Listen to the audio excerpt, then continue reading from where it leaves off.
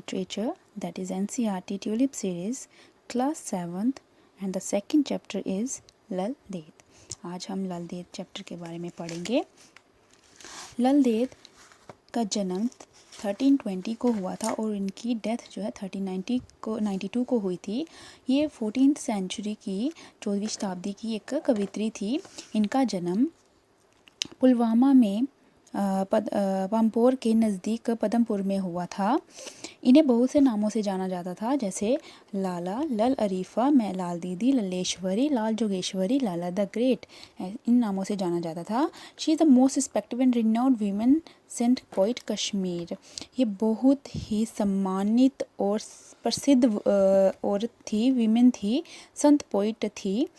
She was married at the age of 12 और इनकी शादी 12 वर्ष की आयु में हो गई थी। But her married life proved unhappy, लेकिन इनकी जो विवाहित जीवन था वो सुखद नहीं था। And she left her in laws at the age of 24 to take sannyas. Transition होता है संन्यास लेना। और 24 वर्ष की आयु में इन्होंने संन्यास लेने के लिए सोच लिया था, और जिसके लिए उन्होंने अपने ससुराल को छोड़ दिया था। She was greatly influenced by the Shaivite and Sufi school of thought. वो सूफी स्कूल जो थे, सूफी जो स्कूल थे, और साथ में शैविट होता है, शैव मीन्स कि शैविज़म जिसे धर्म कहा जाता है, शैव धर्म कहा जाता है, उन चीज़ों से बहुत ही प्रभावित हुई थी। इन्फ्लुएंस्ड मीन्स कि प्रभावित होना। She gave up the worldly pursuit and pleasure to know God. उन्होंने छोड़ दिए थे। गिव अप मीन्स कि छोड़ देना। दुनिया के जितने भी, संसार के जितने भी परस्यूट्स होते हैं, कामकाज, जितने भी कामकाज थे, जितनी भी खुशियाँ थी, वो छोड़ दी। क्यों? क्योंकि उन्हें ईश्वर को जानना था। ईश्वर को जानने के लिए उन्होंने ये सब चीज़ें छोड़ दी थी। She not only become a mystic of Kashmiri Shaiv sect but also Sufi संत। वो सिर्फ कश्मीरी शैव सेक्ट की कवित्री ही नहीं थी, बल्कि एक फ़कीर भी थी। सूफ़ी संत होता है फ़कीर, ठीक है, एक सूफ़ी संत भी थी। She created the mystic poetry called vakh. उन्होंने एक रहस्यवादी, मिस्टिक होता है रहस्यवादी, पोइट्री रहस्यवादी काव्य को लिखा था, उन्होंने क्रिएट किया था, जिसका नाम था वाक। वाक का मतलब होता है लिटरली सेइंग और स्पीच, या किसी विषय पर स्पीच देना, कोई किसी विषय पर, किसी टॉपिक पर कुछ कहना, या लिटरली होता है कहावत कहना। ईच वाक, वाक क्या होता है? हर एक vakh containing 4 line is a short point structure around a theme popularly known as a Lal vakh. हर एक वाक जो है 4 लाइन का होता है। 4 लाइन का वाक होता है। एक छोटा सा पॉइंट स्ट्रक्चर होता है, पोइम छोटी सी पोइम होती है, और ये एक थीम पर होती है, बेस्ड होती है, जिसे वो लल वाक के नाम से जाना जाता है। Her poetry is considered as the earliest composition in Kashmiri language and play an important role in the history of Kashmiri literature. उनकी जो सबसे पहली पोइट्री थी, उन्होंने जो सबसे पहले कंपोजिशन की थी, कंपोजिशन में रचना की थी, वो सबसे पहले रचना कश्मीरी लैंग्वेज में ही की थी, और उसमें उन्होंने बहुत ही महत्वपूर्ण योगदान दिया था, इम्पॉर्टेंट रोल प्ले किया था कश्मीरी लिटरेचर में। Her work represent the best teaching for Mankind in the modern world. उनके हर एक वाक ने एक सही उपदेश दिया है मानव जीवन के बारे में, मानव जाति के लिए। हर एक वाक में उन्होंने एक सही उपदेश दिया है लोगों को। उन्होंने इंस्पायर किया है। They inspire the Sikh unity and harmony among the people of all religion and races.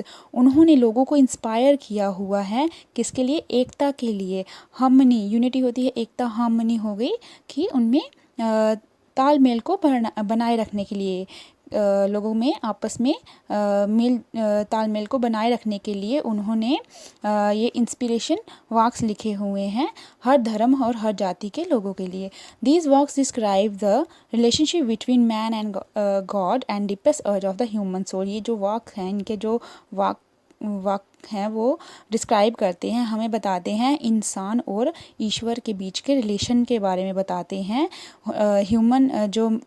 Human soul है, मानव आत्मा जो है, that is to be one, वही एक है जो शक्तिशाली मीन्स कि ऑलमाइटी सर्वशक्तिमान है, जो इस चीज़ों को समझ सकती है और ईश्वर के साथ संबंध को बना सकती है। In one of her vakh, उनके एक वाक्यों में से एक वाक में she talks about the temporary nature of his this world and advise people not to get unwind by the worldly pleasure and charm.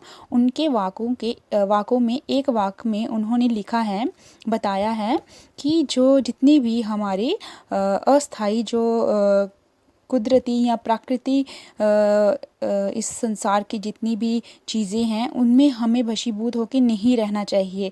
उन लोगों को वर्ल्ड के मीन्स कि लोगों को संसारिक जीवों को बताया है कि हमें जितने भी सांसारिक खुशियां हैं वशीभूत होके, जितनी भी खुशियां हैं, जितने भी काम हैं उनमें ही नहीं इंडल्ज होके रहना है, बल्कि हमें अपने आप को ईश्वर के साथ जोड़ना चाहिए। Her poetry is an emblem of humanism and treasure of wisdom, love and truth, which describe the quest of life seeking peace, joy and truth.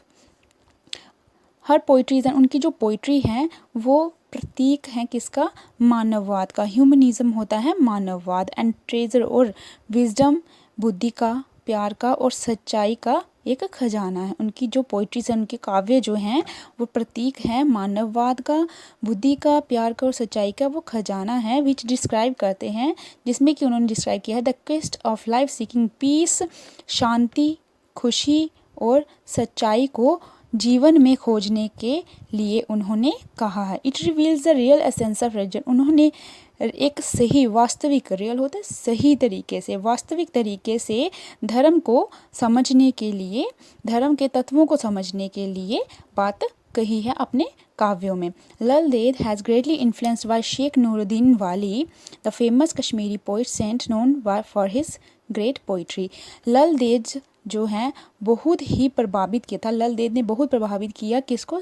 Sheikh Nooruddin वाली को, जो खुद भी एक संत कवि थे, संत कवि रह चुके हैं, और वो अपनी पोइट के अपनी पोइम्स के अकॉर्डिंग बहुत जाने जाते हैं। Lal Ded is a towering personality in the history of Kashmiri literature. Lal Ded जो हैं कश्मीरी इतिहास, साहित्य के इतिहास में, कश्मीरी साहित्य के इतिहास में बहुत ही फेमस पर्सनैलिटी हैं। She has become a household name as a symbol of patient, और हर घर में उनका अब नाम भी लिया जाता है।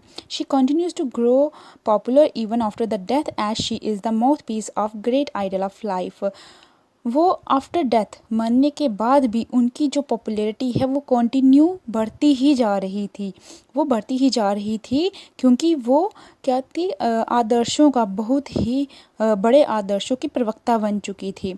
हर works have been translated into English by Richard Temple, Jayalal Kaul, Coleman Barks, Jaishree Odin and Neerja Mattoo. उनके हर एक उनके वर्क्स को ट्रांसलेट किया गया इंग्लिश में इनके द्वारा, रिचर्ड टेम्पल द्वारा, जयलाल कोल, कोलमैन वर्क्स, जयश्री उदीन और नीजा मट्टू द्वारा इंग्लिश में भी ट्रांसलेट किया गया।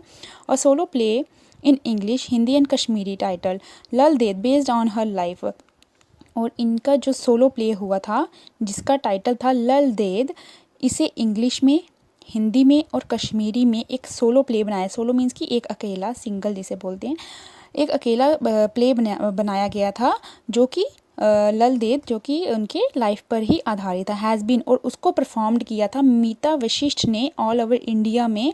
इस सोलो प्ले में उन्होंने, मीता वशिष्ठ ने उनके लल देद जो कि उनकी लाइफ पर बेस्ड था, उससे प्ले को परफॉर्म किया था। Thank you students.